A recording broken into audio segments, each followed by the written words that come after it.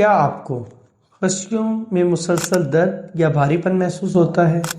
کیا ویریکوسیل کی وجہ سے آپ کو آرمی ریکروٹمنٹ ٹیسٹ یا دیگر میڈیکل ٹیسٹ میں ریجیکشن کا سامنا کرنا پڑا؟ کیا آپ مردانہ بانجھ پن کا شکار ہیں اور ویریکوسیل کی سرجری کروانا چاہتے ہیں؟ تو یہ ویڈیو آپ کے لیے۔ السلام علیکم ویورز، امید کرتا ہوں آپ سب خیریت سے ہوں گے۔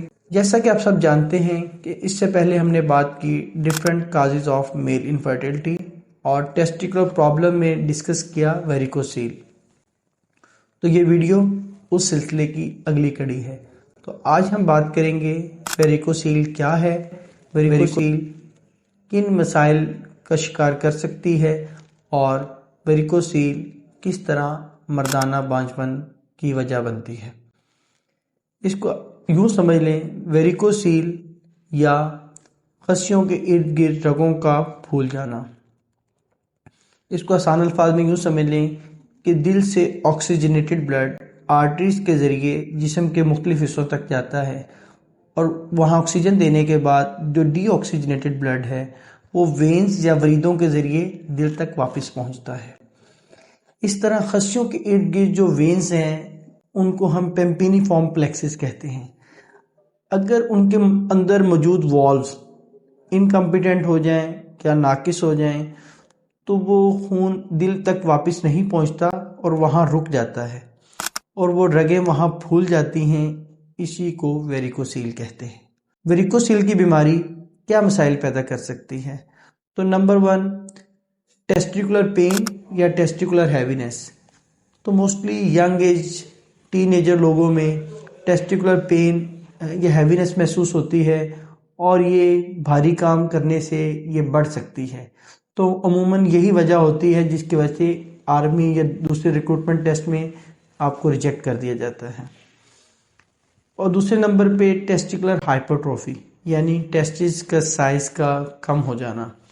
تو ٹیسٹیکولر ڈسپروپورشنیشن مطلب ایک سائز چھوٹا ہے یا ایک بڑا ہے، تو یہ بھی وجہ ہو سکتی ہے۔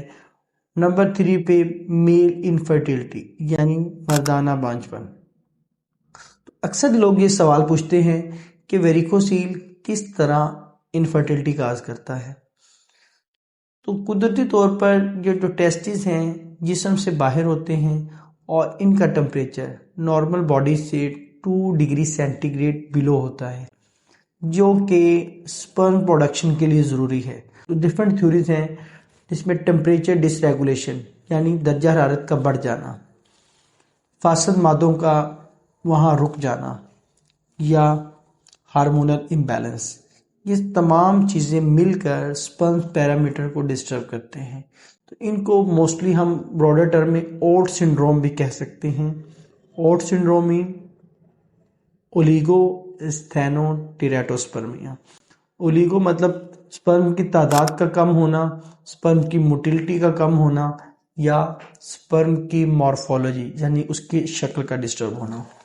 پرائمری انفرٹیلٹی میں 30% لوگوں میں ویریکوسیل ہی انفرٹیلٹی کی وجہ بن رہا ہوتا ہے، اور یہ سب سے بڑی وجہ ہے جو سرجیکلی کریکٹیبل ہے، یعنی سرجری سے اس کا علاج ممکن ہے۔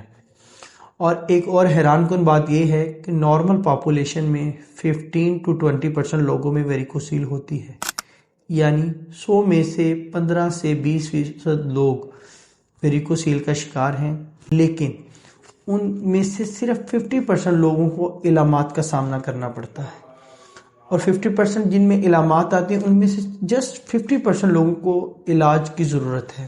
تو اگر آپ یا آپ کے ارد گرد کوئی بھی شخص ان مسائل کا سامنا کر رہا ہے تو اسے فوراً بغیر کسی ہچکچاہٹ کے کسی مستند یورولوجسٹ کو دکھانے کی ضرورت ہے۔ اور اگر اس سلسلے میں آپ ہماری خدمات حاصل کرنا چاہیں تو نیچے دیے گئے نمبرز پر کانٹیکٹ کر کے ہماری اپائنٹمنٹ بک کروا سکتے ہیں۔ امید کرتا ہوں یہ ویڈیو دیکھنے کے بعد آپ کے ذہن میں کافی سوالات کے جواب مل چکے ہوں گے، اور اس کے بعد ہم اگلی ویڈیو میں بات کریں گے اس کی تشخیص کے بارے میں، اس کی ٹریٹمنٹ کے بارے میں، different surgical options and then surgical outcomes کے بارے میں۔